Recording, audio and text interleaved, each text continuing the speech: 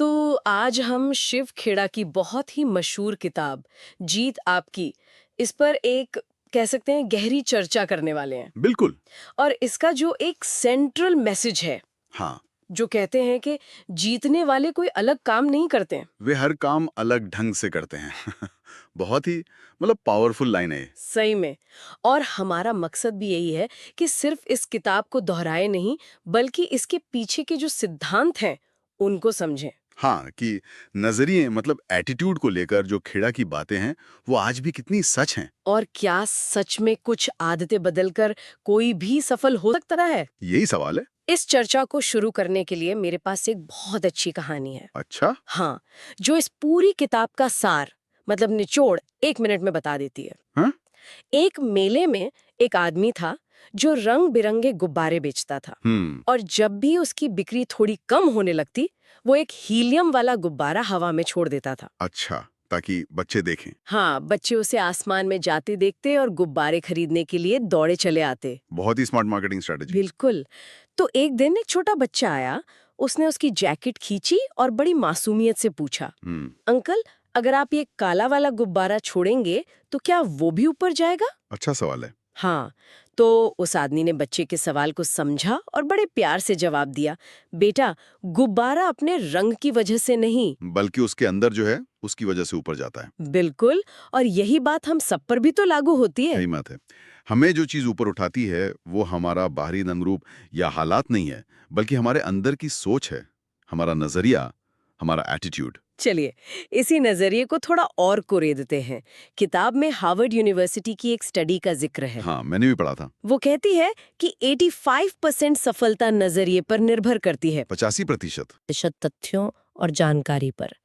ये बात सुनकर मुझे थोड़ी हैरानी हुई, क्योंकि हमारी पूरी पढ़ाई लिखाई तो उसी 15% पे सारा जोर लगा देती है। हाँ, ये एक चौंकाने वाला आंकड़ा है, पर इसके पीछे तर्क बहुत मजबूत है। अब कैलगरी टावर का उदाहरण लीजिए। अच्छा, उसकी कुल ऊंचाई 190.8 मीटर है, लेकिन उसका 60% वजन यानी लगभग 6,349 टन। 60%। हाँ, 60% जमीन के नीचे उसकी नींव में है। जैसे एक मजबूत इमारत की नींव गहरी होती है, वैसी सफलता की नींव हमारा नजरिया है। वाह, ये तो मैंने कभी सोचा ही नहीं था। तो सफलता असल में एक आइसबर्ग की तरह है। बिल्कुल, जिसका ज्यादातर हिस्सा दिखा ही नहीं देता। और खेड़ा ने जिस चीज को नजरिया कहा, आज उसे हम ग्रोथ माइंडसेट कहते हैं। बात वही है, शब्द बदल गए। सही है। लेकिन एक सवाल उठता है, अगर नजरिया इतना ही जरूरी है, तो हम अक्सर अपने आसपास के मौके देख क्यों नहीं पाते? क्योंकि हम अक्सर हीरों की खान वाली कहानी के किसान हाफिज की तरह सोचते हैं। हाँ, वो कहानी तो मुझे याद है। एक खुशहाल किसान था, सब कुछ था उसके पास। बिल्कुल। फिर एक दिन कोई अजनबी आता है, उसे हीरो के बारे में बताता है, और वो अपनी सारी संतुष्टि खो देता है। और अपना खेत बेचकर हीरे खोजने निकल पड़ता है। हाँ, पूरी दुनिया भटकता है और आखिर में कंगाल होकर आत्महत्या कर लेता है। और कहानी का सबसे दुखद मोड़ तो ये है कि जिस खेत को वो छोड़कर गया था, उसी में बाद में दुनिया के सबसे कीमती हीरे मिलते हैं। इस कहानी का सबक सिर्फ ये नहीं है कि मौके हमारे पैरों के नीचे हैं। आज के जमाने में इसका एक गहरा मतलब है। सोशल मीडिया से जुड़ा हुआ। बिल्कुल। हम दूसरों की जिंदगी की हाईलाइट रील देखकर सोचते हैं कि उनकी थाली में घी ज्यादा है। हाँ, ये FOMO, fear of missing out वाली बात। सही पकड़ा। हाँ हाँ हाफिज पहला इंसान था जिसे फोमो हुआ था। हाँ। वो इस डर में था कि असली मौके कहीं और हैं, और इस चक्कर में उसने वो खो दिया जो उसके पास था। ये बहुत दिलचस्प कनेक्शन है। तो मतलब जब अफसर दरवाजा खटखटाता है, तो हम उसे शोर समझकर शिकायत कर रहे होते हैं। या फिर हम उस मौके को पहचान ही नहीं पाते क्योंकि हम किसी और के दरवाजे की तरफ देख रहे होते हैं। अच्छा, ये सब सुनने में तो बहुत अच्छा लगता है, पर असल जिंदगी में इसे लागू करना वो थोड़ा मुश्किल हो सकता है। बिल्कुल। क्या किताब कोई ठोस एक्शन प्लान देती है, कोई स्टेप्स की इस सकारात्मक नजरिए को बनाया कैसे जाए? हाँ, और यही इस किताब की सबसे अच्छी बात है। खेड़ा सिर्फ सिद्धांत नहीं देते, वो 7 ठोस कदम बताते हैं। अच्छा। पहला कदम है, अपनी सोच बदलें और अच्छाई देखें। मतलब आपका फोकस कहाँ है। इसके लिए एंड्रू कार्नेगी का एक उदाहरण है जो मुझे बहुत पसंद आया। सोना खोदने वाला। हाँ, वो कहते थे कि सोना खोदने के लिए टनों मिट्टी हटानी पड़ती है, लेकिन आप मिट्टी नहीं, सोना ढूंढ रहे होते हैं। और जो लोग सिर्फ मिट्टी ढूंढते हैं, उन्हें हमेशा मिट्टी ही मिलती है। मनोविज्ञान में इसे कॉन्फर्मेशन बायस कहते हैं। अच्छा। आप जो ढूंढ रहे होते हैं, आपका दिमाग आपको वही चीजें दिखाता है। किताब में एक शिकारी की कहानी भी है। हाँ हाँ, जिसके पास पानी पर चलने वाला कुत्ता था। वही। उसने अपने दोस्त को वो कमाल दिखाने के लिए बुलाया। कुत्ता दिन भर पानी पर दौड़ दौड़ कर बतखों को लाता रहा। और मालिक को लगा होगा कि दोस्त तारीफ करेगा। हाँ, पर लौटते समय दोस्त ने कहा, यार तुम्हारे कुत्ते में एक अजीब बात देखी, तुम्हारा कुत्ता तैर नहीं सकता। मतलब कमाल देखने के बजाय उसने वो कमी ढूंढ ली जो वहां थी ही नहीं। बिल्कुल। अब आते हैं दूसरे कदम पर, काम को तुरंत करने की आदत डालना, टालम टोल यानी प्रोक्रेस्टिनेशन। जिसे किताब में विश्लेषण का लकवा या पैरालिसिस बाय एनालिसिस कहा गया है। सही। ये वो वाली फीलिंग है जब हम किसी काम के बारे में इतना ज्यादा सोचते हैं कि उसे शुरू ही नहीं कर पाते। हाँ, परफेक्शनिज्म का एक छिपा हुआ रूप है ये। मुझे याद है, एक बार मुझे एक रिपोर्ट बनानी थी और मैंने उसे टालने के लिए अपना पूरा कमरा साफ कर दिया था। ये हम सब ने कभी ना कभी किया है। अच्छा, तीसरा कदम। तीसरा कदम है शुक्रगुजार होने की आदत डालना। और चौथा कदम? निरंतर सीखते रहना। इसके लिए वो लकड़हारे की कहानी एकदम सटीक है। कुल्हाड़ी तेज करने वाली। हाँ, एक लकड़हारा सालों से उतनी ही पेड़ काट रहा था। एक नया लकड़हारा आया जो उससे ज्यादा पेड़ काटने लगा। तो पुराने वाले ने पूछा, तुम ये कैसे करते हो? और नए लकड़हारे ने जवाब दिया, मैं हर पेड़ काटने के बाद 2 मिनट रुककर अपनी कुल्हाड़ी पर धार लगाता हूँ। सींचना भी तो कुल्हाड़ी पर धार लगाने जैसा ही है। बिल्कुल। आज के दौर में इसे अपस्किलिंग कहते हैं। अच्छा। अगर हम अपने हुनर को तेज नहीं करेंगे तो हमारी धार कुंद हो जाएगी। सही बात है। और पांचवा कदम? पांचवा कदम है सकारात्मक आत्मसम्मान बनाए। यहाँ आत्मसम्मान और अहंकार के बीच का फर्क समझना जरूरी है ना? बहुत जरूरी। आत्मसम्मान आता है इस एहसास से कि मैं सक्षम हूँ।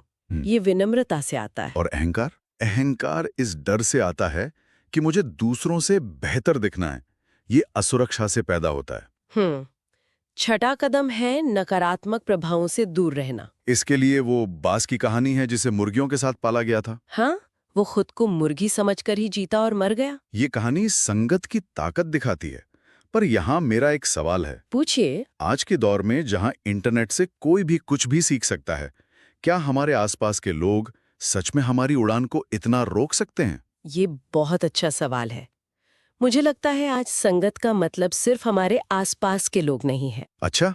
हम सोशल मीडिया पर किसे फॉलो करते हैं, कौन सा कंटेंट देखते हैं, ये हमारी नई डिजिटल संगत है। वाह, ये तो आपने बिल्कुल सही नस पकड़ी है। और ये शायद असली संगत से भी ज्यादा खतरनाक हो सकती है। बिल्कुल, क्योंकि ये 24 घंटे हमारे साथ रहती है।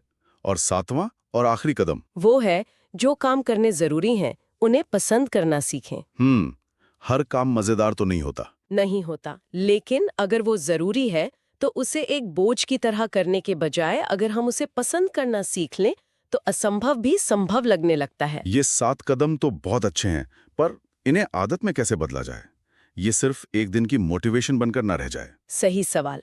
और यहीं पर किताब का सबसे शक्तिशाली हिस्सा आता है, आदतें और हमारा अवचेतन मन। Subconscious mind. हाँ, हमारी 90% से ज्यादा गतिविधियां आदतन होती हैं। हम सुबह उठकर ब्रश करने के बारे में सोचते नहीं, बस कर लेते हैं। आदत बन चुकी है। इसके लिए हाथी के बच्चे का उदाहरण दिमाग में बैठ जाता है। हाँ, कि जब हाथी का बच्चा छोटा होता है तो उसे एक मजबूत जंजीर से बांधा जाता है। वो उसे तोड़ने की बहुत कोशिश करता है, पर कर नहीं पाता और हार मान लेता है। और जब वो विशाल और शक्तिशाली बन जाता है तब उसे कमजोर सी रस्सी से बांधा जाता है, जिसे वो एक झटके में तोड़ सकता है। पर वो कोशिश भी नहीं करता, क्योंकि उसके अवचेतन मन में ये बात बैठ चुकी है कि वो उस रस्सी को नहीं तोड़ सकता। ये कंडीशनिंग है। तो हम सब अपनी ही मानसिक रस्सियों से बंधे हुए हैं। सवाल ये है कि क्या इन रस्सियों को तोड़ा जा सकता है? बिल्कुल तोड़ा जा सकता है, और इसके लिए किताब में 21 दिन के फॉर्मूले का जिक्र है। 21 दिन? हाँ, और ये सिर्फ एक नंबर नहीं है, इसके पीछे न्यूरोप्लास्टिसिटी का विज्ञान है। हमारा दिमाग सचमुच नई आदतें अपनाते हुए खुद को रीवायर कर सकता है। और इसे करने के लिए ऑटो सुझाव और विजुअलाइजेशन जैसी तकनीकों के बारे में बताया गया है। हाँ, ऑटो सुझाव यानी खुद को सकारात्मक संदेश देना। लेकिन इसमें एक बहुत जरूरी बात है। क्या? ये संदेश हमेशा वर्तमान काल यानी प्रेजेंट टेंस में होने चाहिए। मतलब? जैसे आपको कहना है, मैं शांत और आत्मविश्वासी हूँ, ना कि मैं तनाव में नहीं रहूंगा या मैं आत्मविश्वासी बनूंगा। ऐसा क्यों? क्योंकि हमारा दिमाग शब्दों में नहीं तस्वीरों में सोचता है। जब आप कहते हैं मैं तनाव में नहीं रहूंगा, तो दिमाग में तनाव की तस्वीर बनती है। अच्छा, तो हम जिस चीज से बचना चाहते हैं उसी पर फोकस कर रहे होते हैं। बिल्कुल। लेकिन जब आप कहते हैं मैं शांत हूं, तो दिमाग में शांति की तस्वीर बनती है। ये एक छोटा सा बदलाव है, पर इसके नतीजे बहुत बड़े हो सकते बहुत हैं। बड़े। तो अगर हम अपना नजरिया बदल लें, अच्छी आदतें बना लें, तो क्या सफलता की गारंटी है, या सफलता का मतलब कुछ और है? किताब के मुताबिक सफलता कोई मंजिल नहीं, बल्कि एक सफर है। सच्ची सफलता दूसरों से तुलना करने में नहीं है, बल्कि अपनी क्षमता के अनुसार अपना सर्वश्रेष्ठ प्रदर्शन करने में है। अब्राहम लिंकन का जीवन इसका सबसे बड़ा उदाहरण है। सही है। 21 साल की उम्र में व्यापार में डूबे, 22 में चुनाव हारे। अनगिनत हार, लेकिन वो हर बार सीखते रहे और आगे बढ़ते रहे, और अंत में 52 साल की उम्र में वे अमेरिका के राष्ट्रपति बने। उनके लिए हार एक मोड़ थी, रास्ते का अंत नहीं। बिल्कुल। और ये समझना बहुत जरूरी है कि संघर्ष हमें कमजोर नहीं, बल्कि मजबूत बनाता है। तितली की कहानी इसे बहुत खूबसूरती से समझाती है। हाँ, एक छात्र तितली को कोकून से निकलने में संघर्ष करते देखता है। उसे दया आ जाती है और वो कोकून को तोड़कर तितली की मदद कर देता है। लेकिन होता उल्टा है। हाँ, तितली बाहर तो आ जाती है, पर उसके पंख कमजोर रह जाते हैं। वो उड़ नहीं पाती और कुछ देर में मर जाती है। क्योंकि वो संघर्ष ही जरूरी था। बिल्कुल। कोकून से निकलने का वो संघर्ष ही तितली के पंखों में तरल पदार्थ भेजता है और उन्हें उड़ने के लिए मजबूत बनाता है। तो जीवन में संघर्ष हमारे लिए वही काम करते हैं, वे हमें मजबूत बनाते हैं। किताब असफलता के कुछ और कारण भी गिनाती है, जैसे जोखिम उठाने से डरना उस किसान की तरह है, जिसने बारिश के डर से गेहूं नहीं बोया कीड़ों के डर से मक्का नहीं बोया, और अंत में उसके खेत में कुछ भी नहीं होगा। हाँ, या फिर दृढ़ता की कमी, हर चीज मुफ्त में पाने की चाह, स्वार्थ और बिना किसी मकसद की जीना। ये सब भी असफलता के बड़े कारण हैं। और अगर आप ध्यान दें तो ये सारी वजहें वापस हमारे नजरिए और हमारी आदतों से ही जुड़ती हैं। सही बात है, सब कुछ एक दूसरे से जुड़ा हुआ है। तो आज की चर्चा से ये साफ है कि सफलता किसी बाहरी चमत्कार का नतीजा नहीं है। ये हमारे अंदर के नजरिए, हमारी रोज की आदतों और हमारे मूल्यों का नतीजा है। हाँ, ये कुछ अलग करने के बारे में उतना नहीं है जितना चीजों को एक अलग ढंग से करने के बारे में है। सही कहा। नजरिया नींव है, आदतें उस पर बनी इमारत हैं, और मूल्य वो दिशा हैं जो हमें सही रास्ते पर रखते हैं। चर्चा के अंत में एक विचार सबके लिए छोड़ना चाहती हूँ। जरूर। किताब में एक कहानी है जहाँ एक व्यक्ति एक डूबते हुए लड़के को बचाता है। जब लड़का उसे धन्यवाद कहता है तो वो व्यक्ति जवाब देता है, बेटा, बस ये सुनिश्चित करना कि जब तुम बड़े हो जाओ तो तुम्हारा जीवन बचाने लायक हो। ये बात सोचने पे मजबूर कर देती है। हाँ, क्या हम ऐसा जीवन जी रहे हैं जो बचाने लायक हो? क्या हम अपने नजरिए और अपनी आदतों से अपने जीवन को इतना सार्थक बना रहे हैं कि वो मायने रखे? इस पर सोचना शायद आज की चर्चा का सबसे बड़ा टेकअवे है।